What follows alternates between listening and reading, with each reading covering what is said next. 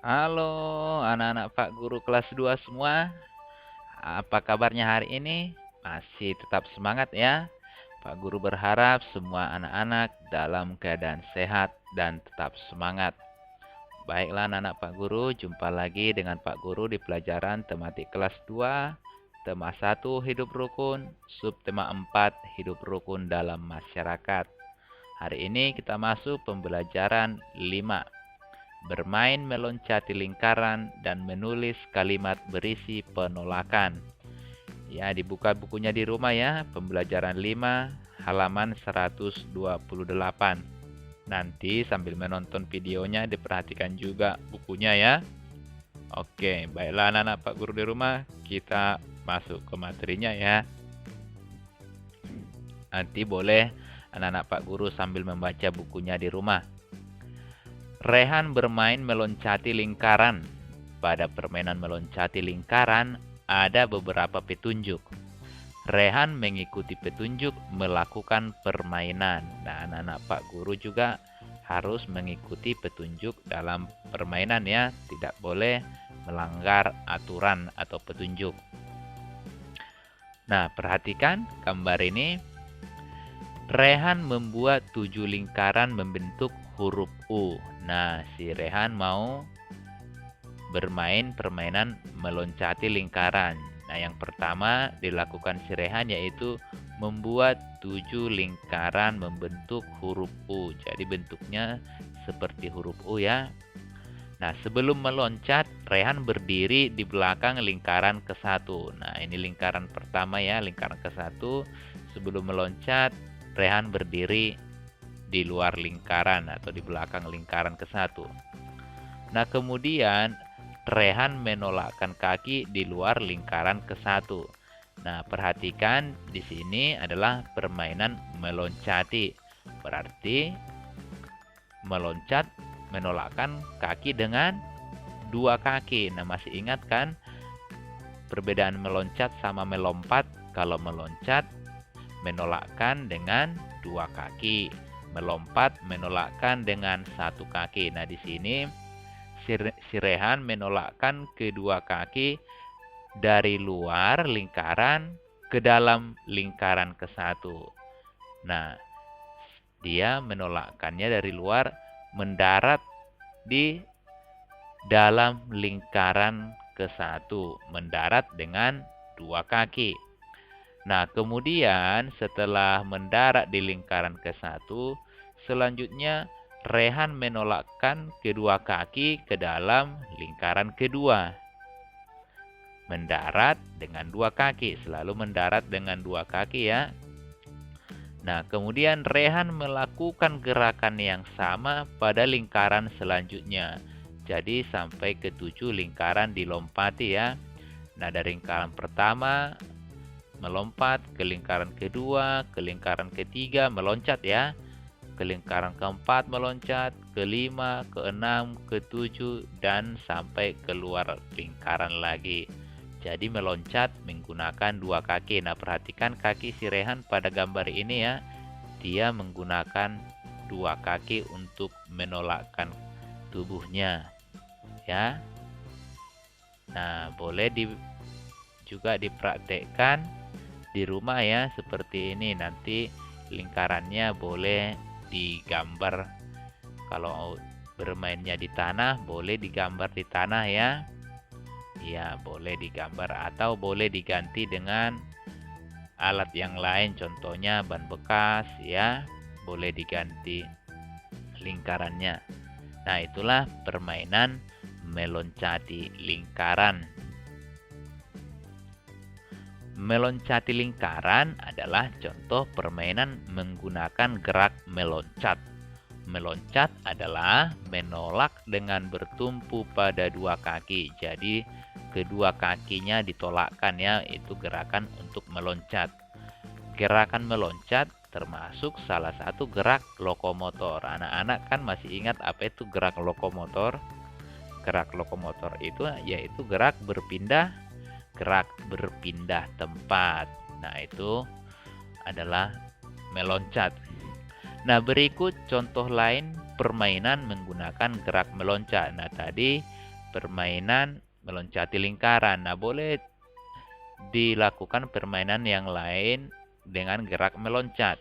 Nah, contohnya ini ya, meloncati tali. Nah, ya, yang menolakkan tubuhnya ya tetap menggunakan dua kaki. Nah, ini juga boleh dilakukan ya, permainan meloncati tali. Kemudian meloncati garis. Nah, dibuat garis lalu diloncati ya. Meloncat dari luar garis. Nah, jadi garisnya tidak boleh dipijak ya. Itu sampai akhirnya garisnya habis dan mendarat dengan menggunakan dua kaki. Kakinya sedikit ditekuk ya. Kemudian permainan lain juga boleh, yaitu meloncati ban bekas. Nah, seperti yang tadi juga, lingkaran yang tadi ya. Lingkaran bekasnya dibentuk seperti huruf U. Nah, jadi meloncat ke dalam ban bekas tersebut. Nah, diloncati dari ban ke ban ya, sampai habis. Itulah contoh lain permainan gerak meloncat ya. Ya, boleh nanti dipraktekkan di rumah. Saat bermain, Rehan melihat Tegar. Rehan mengajak Tegar bermain bersama. Nah, jadi saat si Rehan bermain, dia melihat si Tegar. Nah, si Rehan mau mengajak Tegar bermain bersama. Kita baca ya percakapannya, nanti ada di halaman 129. Ayo ikut bermain bersama Tegar, ajak si Rehan. Maaf, aku tidak bisa ikut Rehan, kata si Tegar. Mengapa kamu tidak bisa ikut Tegar? Tanya si Rehan. Aku akan pergi ke rumah paman bersama keluargaku, kata si Tegar. Baiklah Tegar, semoga perjalananmu dan keluarga menyenangkan. Terima kasih Rehan, jawab Tegar. Nah, perhatikan dalam percakapan tersebut, si Tegar menolak ajakan si Rehan. Jadi si Tegar menolak ajakan si Rehan, yaitu maaf aku tidak bisa ikut Rehan. Nah, si Tegar menolak ajakan si Rehan dengan sopan. Kenapa si Tegar menolak ajakan si Rehan? Mengapa? Ayo. Karena si Tegar akan pergi kemana? Ke rumah paman. Ke rumah paman bersama siapa? Bersama keluarga. Makanya si Tegar menolak ajakan si Rehan. Nah, setelah si Tegar menolak ajakan si Rehan, bagaimana perasaan si Rehan? Ya, si Rehan tidak marah dengan penolakan si Tegar. Apa yang dijawab si Rehan? Baiklah Tegar, semoga perjalananmu dan keluarga menyenangkan. Nah, mereka tetap baik dan rukun. Si Rehan tidak marah. Nah, begitu ya anak-anak juga, kalau ada permintaannya ditolak, jangan terus marah ya. Ya, tidak boleh langsung marah. Harus selalu hidup dengan rukun ya. Begitu ya anak-anak Pak Guru di rumah. Ya, kita lanjut lagi. Coba, nah, perhatikan kalimat-kalimat berikut. Pertama, hapus tulisan di papan tulis itu, Dina. Siapa yang menghapus tulisan di papan tulis?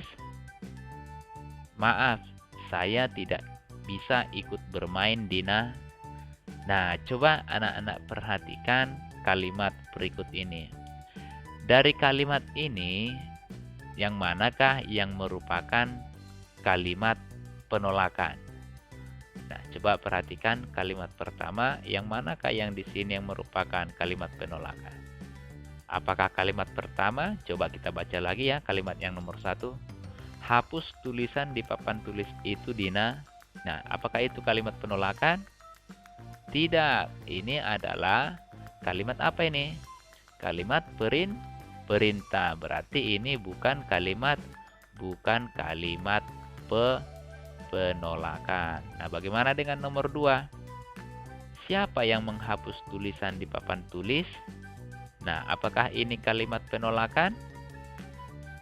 Tidak, ini bukan kalimat penolakan. Ini kalimat apa? Ini kalimat tanya. Nah, kata tanyanya adalah siapa?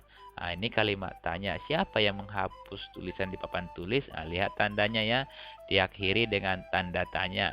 Berarti ini juga bukan kalimat penolakan. Nah, coba kita lihat nomor 3. Maaf, saya tidak bisa ikut bermain, Dina. Nah, apakah ini kalimat penolakan? Iya, ini adalah kalimat penolakan. Nah, perhatikan ya. Maaf, saya tidak bisa ikut bermain, Dina. Berarti si Dina mengajak untuk bermain, lalu ditolak. Nah, inilah yang merupakan kalimat penolakan. Baik, paham ya anak-anak Pak Guru di rumah? Boleh ya kita lanjut lagi? Oke, kita lanjut lagi ya. Rehan dan teman-teman selesai bermain meloncati lingkaran. Kemudian mereka bermain sonda. Sonda termasuk permainan tradisional. Memainkan permainan tradisional termasuk perilaku sesuai sila ketiga Pancasila. Nah, ini adalah permainan sonda atau permainan sonda ini disebut juga dengan permainan engklek ya. Kalau mungkin anak-anak sering bilang engklek. Nah, ini permainannya ini adalah permainan tradisional. Jadi memainkan permainan sonda atau engklek ini merupakan perilaku sesuai sila ketiga Pancasila. Masih ingat kan anak-anak apa itu bunyi sila ketiga Pancasila? Bunyi sila ketiga yaitu apa? Persatuan Indonesia. Lambangnya apa? Lambang sila ketiga, ayo apa masih ingat kan? Lambangnya yaitu pohon beringin. Gambar pohonnya masih ingat? Ya, ini dia gambar pohon beringin. Ini adalah lambang sila ketiga. Nah, perilaku lain sesuai dengan sila ketiga selain tadi bermain permainan tradisional, apalagi kira-kira? Nah, coba anak-anak perhatikan. Berikut ini contoh perilaku sesuai sila ketiga Pancasila dalam masyarakat. Yang pertama, menghargai dan menghormati warga dari daerah lain. Jadi kalau ada tetangganya berasal dari daerah lain, kita harus tetap rukun, harus tetap saling menghargai ya. Kalau berpapasan di jalan harus disapa. Kemudian apalagi mempelajari kebudayaan daerah. Jadi kebudayaan daerahnya tidak boleh dilupakan ya.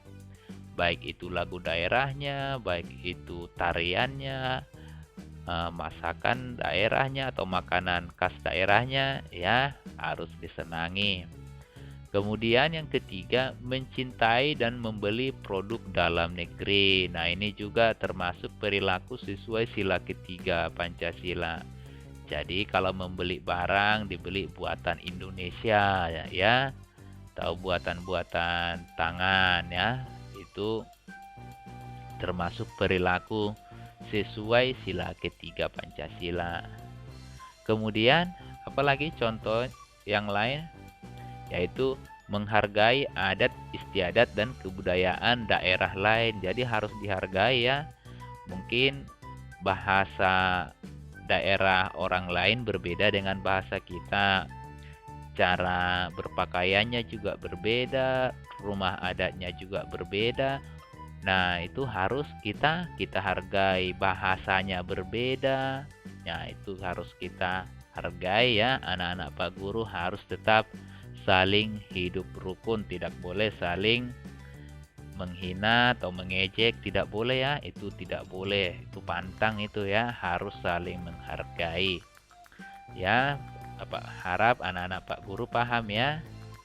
Ya, kita harus selalu hidup rukun dengan siapapun juga ya. Oke, baiklah anak-anak Pak Guru di rumah. Sekian dulu penjelasan Pak Guru untuk materi kita hari ini. Bapak harap anak-anak tetap semangat dalam belajar ya. Ya, semoga anak-anak bersabar ya belajar dari rumah. Tetap semangat menurut sama orang tua ya. Sekian dulu ya dari Pak Guru untuk hari ini. Terima kasih. Dadah.